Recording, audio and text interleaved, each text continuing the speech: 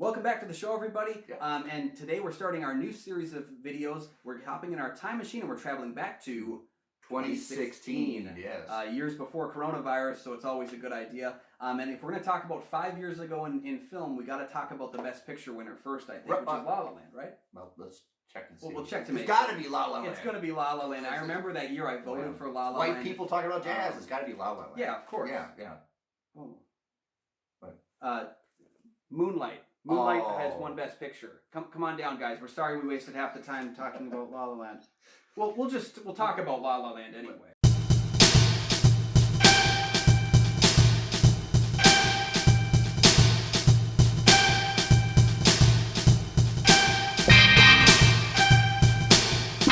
Welcome back to the show. Kyle and Nick on Film. We're talking La La Land today. I'm one of your hosts, Kyle Goethe. You can go from reviews.com. I'm Nick from the St. Paul Filmcast, and thanks for watching. If you're new here, simply we just review the films. If you like or subscribe, go ahead and click on the buttons. Tell your friends, tell your girlfriends, tell your boyfriends, tell anybody about it. If you like or don't like, if you critique, make a comment down below. And then check out the Patreon. Become a team member, join the team, and get to tell us what to do. La La Land. Yeah, so we're going to talk about the not Best Picture winning La La Land today, Yeah. which follows two characters, Sebastian, a pianist, and Mia, an actress, finding themselves falling in love with each other in Los Angeles while trying to reach their career goals. And of course, it starts on the highway. Of course it does. But when they find their successes and failures pulling them in different directions, they're each forced to make a choice between love and art. All right, we're back. Yeah, so we're talking La La Land, and of course, it's got that weird connection. You were pointing out to me before the episode started between this film and Beauty and the Beast, in that Ryan Gosling turned down Beauty and the Beast in order to do La La Land, whereas Emma Watson turned down La La Land in order to do Beauty and the Beast. And the irony of that still is that Emma Stone turned down Little Women because she had a full catalog of work she was doing, and Emma Watson got that role.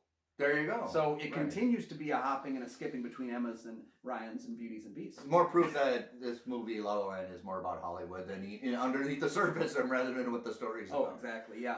And this is your first time seeing the film.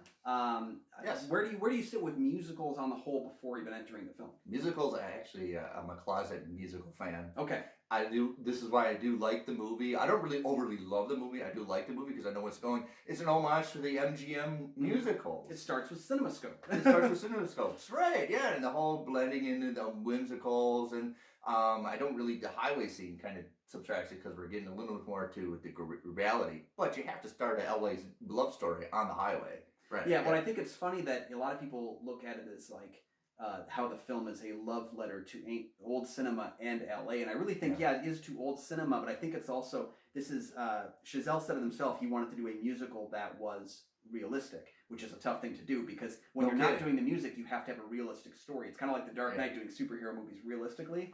You still have your element of it, but having that opening on the actual highway is fun because we're celebrating a big flashy musical number during one of the worst parts of LA, which is being stuck in your car not moving. And I think that's kind of the irony of and I've been in LA and it's brutal, man. Yeah. It's like it's only 30 minutes away. Well, that's going to be 2 hours. But so much of the film is skewering current day LA by telling us kind of the way it should be. And much in the same way Once Upon a Time in Hollywood doing that just a couple years back, is that we even get, Emma Stone doing that great line, or that great attempted line reading on the phone, and someone interrupts for a phone call and ruins it, which is auditions. It's kind of like she doesn't get even to finish her audition, and she's kind of just thought as another red-haired person, who's serving coffee, and it's kind of skewering constantly the elements of LA that we seem to think as wonderful, Yeah, that's what I like about this movie is it's always regarded as, LA is the dream factory town, right? Mm-hmm. Nothing really seems almost plausible or real, but you're working at a coffee shop that's on a movie set. That's not really a real coffee shop. You're on a movie set, right? Yeah. Or you're walking past a beautiful love story being filmed as you're negotiating your own relationships. Oh, yeah. Yeah. And of course, when you go on a town, all the girls' dresses represent all the color spectrums for Technicolor. Yep. That's what I love. Right. Blue, yellow, green, and red. Yeah. And I think what's funny about it is, we the way that they use music in the film and these musical numbers when there's good things going on, when things are happy and bright and shiny. You'll notice during the darker periods of the movie, there are no musical numbers because like again, like life has lost its color during that point, and we're kind of sitting in this kind of dread. When it's hopeful. But when it's hopeful and things work, that's when the magic comes in and kind of floats it up. Again, it's almost surface level, yeah. And I think with La La Land, we talked about this before you saw the movie. I think it's become a movie that's easier to hate because of the Moonlight situation. Yeah, I can understand why people hate it because it's really glossing into the almost getting into the cotton candy, campy style. But you have to do it to show that, what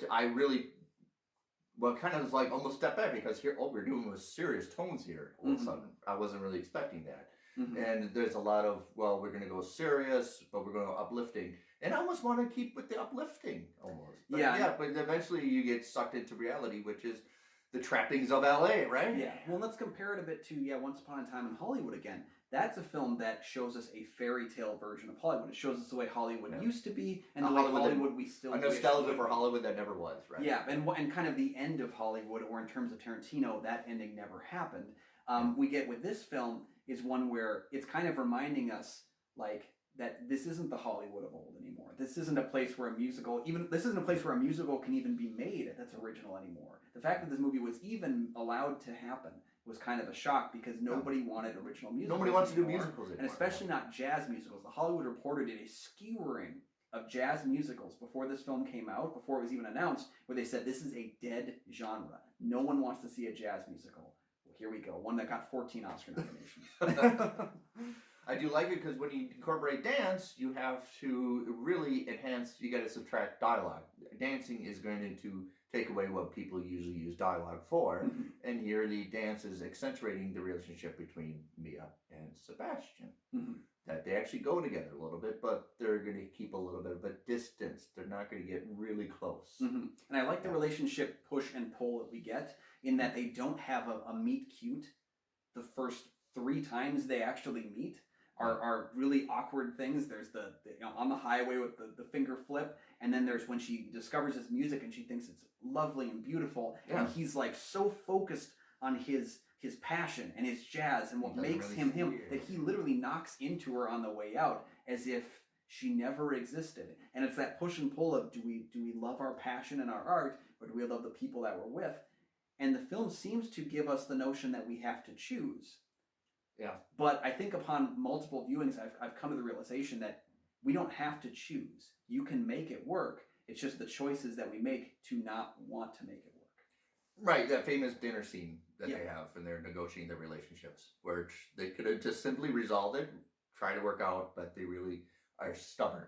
Yeah, each of them is so dead set on what they want that they're not listening. The entire time, no one's listening to what the other person wants. Good call. And in fact, they use the guise of wanting that.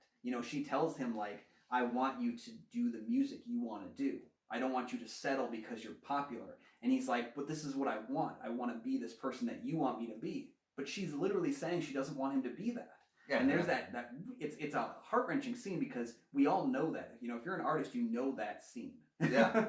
Gosh, yeah. So, right, and it's very dark. Even though we homage to the curtains of the green of Technicolor, it's still dark. And that's why I appreciate it. And yeah, it's almost a little bit like A Star is Born.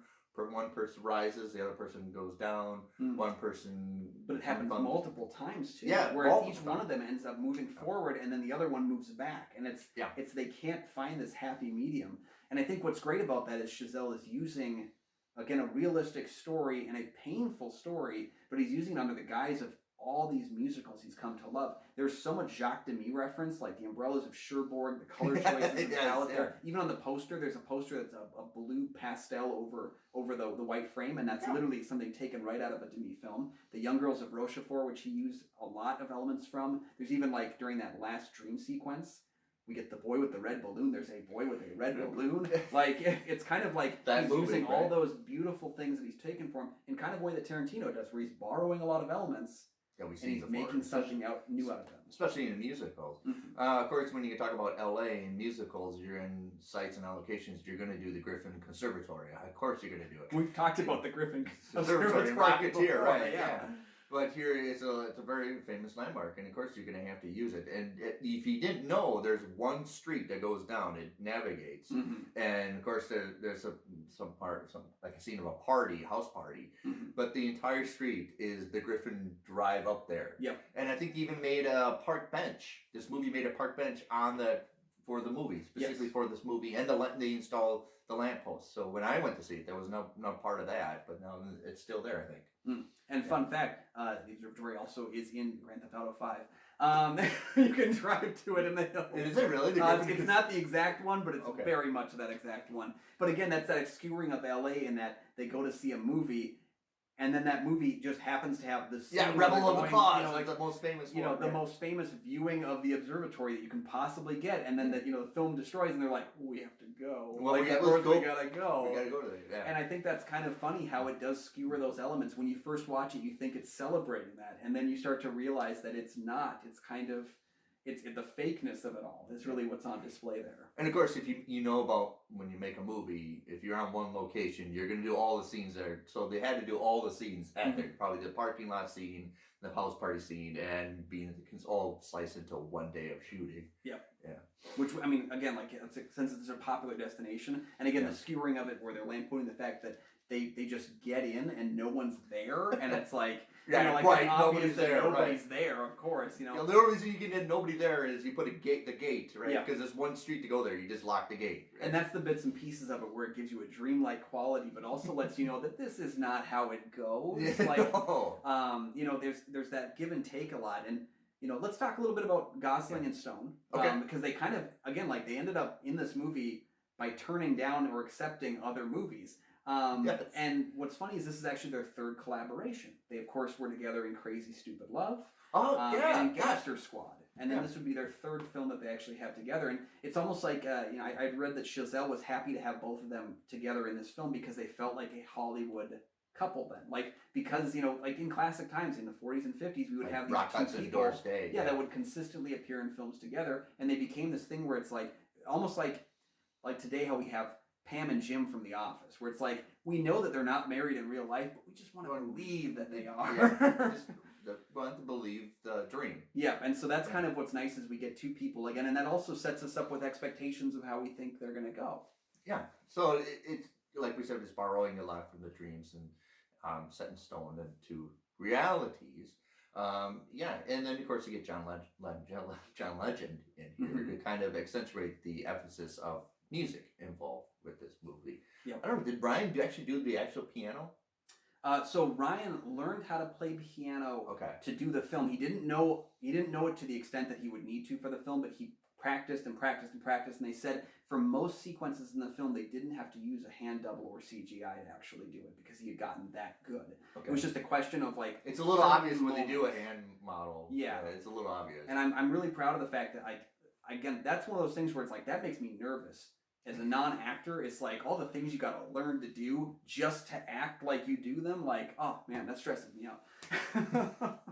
But I love it, especially I've made films and I've held auditions, and I hate auditions because it's nerve-wracking. But you want to find somebody, right? That's what the whole point is. When I hold auditions, I want to find somebody I don't know about that beginning an opportunity, that chance. But it is a painful experience for everybody involved, and it's really kind of almost demonized in this movie. Yeah. But it doesn't have to be, especially if you hold auditions. I don't really treat auditions like it's a factory and interrupt people when they, do it. But but it happens. It does happen. It shouldn't happen, but it does happen. I remember I was holding auditions for a small film a couple years back, and we had to use a local library's meeting room just because we needed the location last minute to meet and actually not have to speak. And then in the middle of the audition, knock on the door. And it's someone who's like, oh, we reserved this room. And I'm like, no, you reserved that room. We're in, we finally found a place with quiet. And someone knocks on the door in the middle of the audition. And it was a 10-minute audition. It wasn't that bad. It's that element of auditions are they're so nerve-wracking. And especially if you know them from being an artist, being an actor, or an aspiring actor. Right. And my experience of being cut from teams, I know how it feels to be said no to. So especially being no halfway through. Right. That's the frustrating part is she barely makes it through an audition, and she consistently is like, nope, we're good.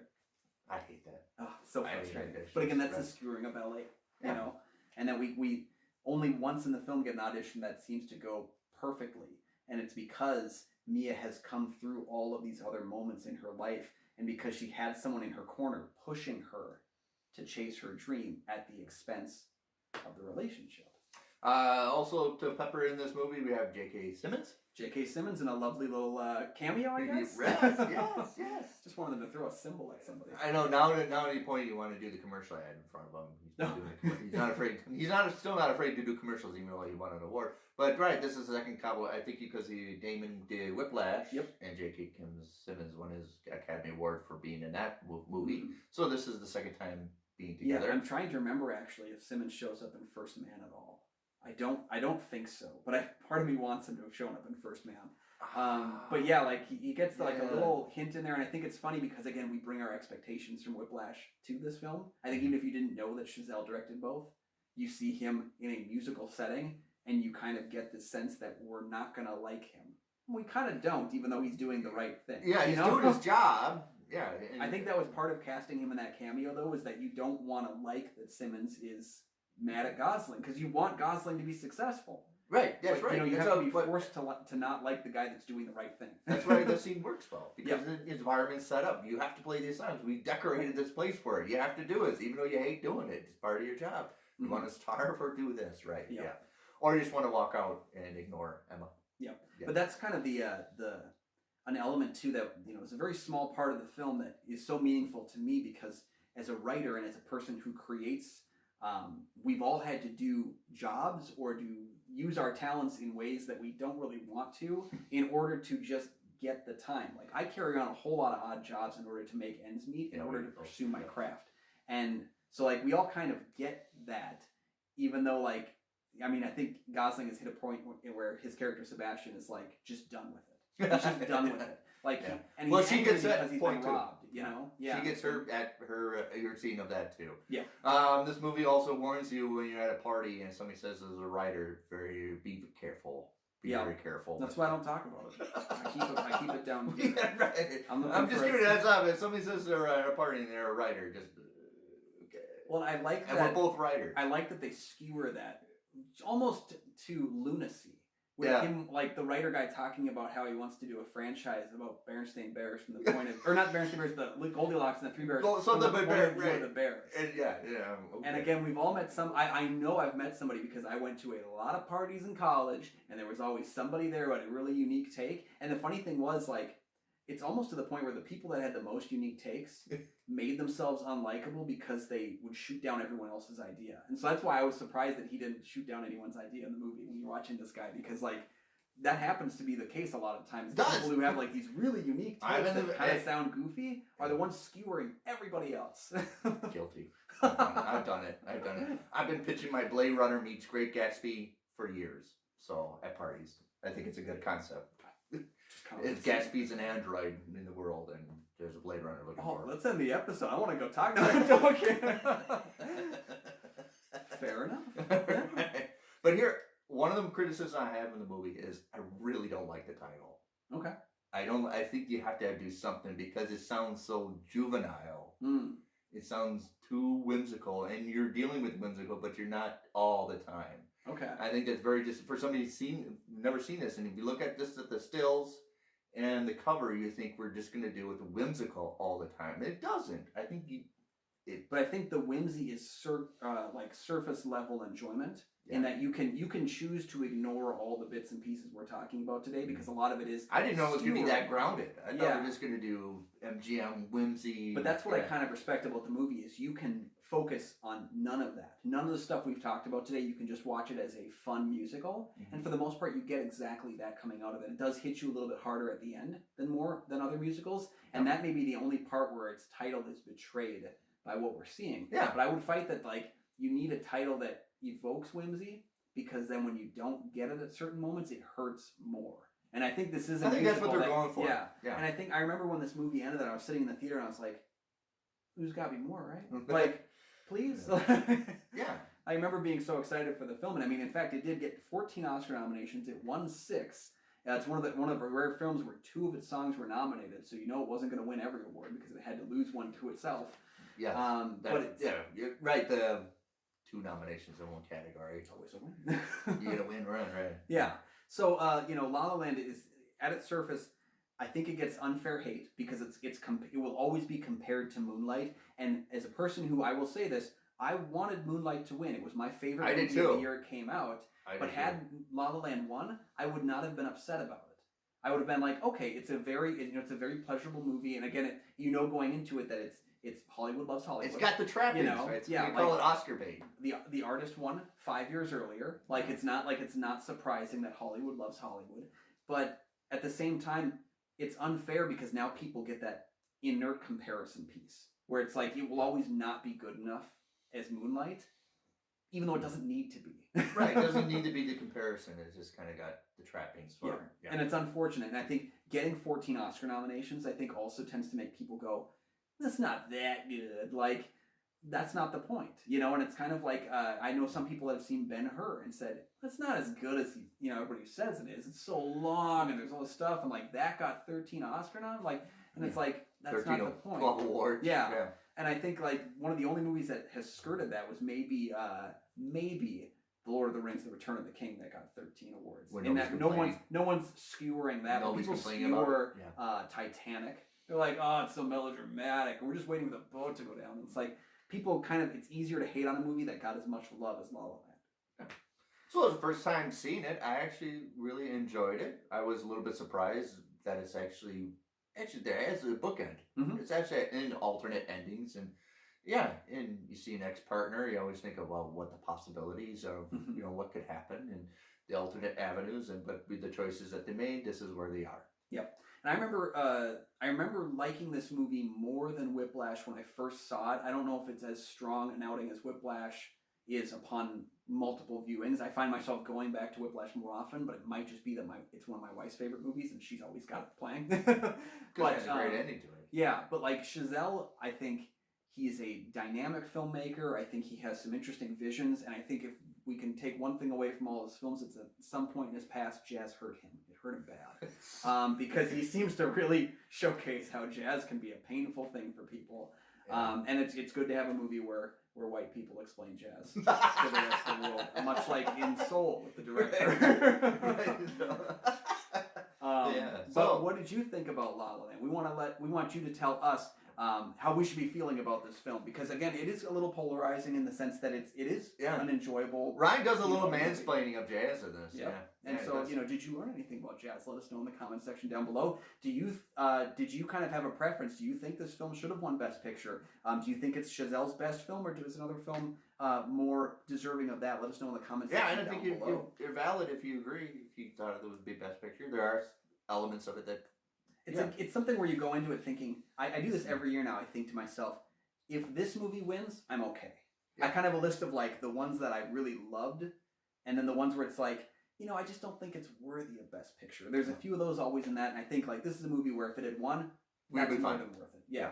But you let us know if we're just insane for that notion. And don't forget too, you can comment, you can subscribe, and you can check out that Patreon. The link is down in the description, everybody. Yep. That's it for us. Thank you guys for joining us, and you can find all of my film reviews on GoFilmReviews.com. I'm Nick from the St. Paul Filmcast, a podcast where you can find anywhere you find podcasts. So yeah, let's go explain jazz to some people.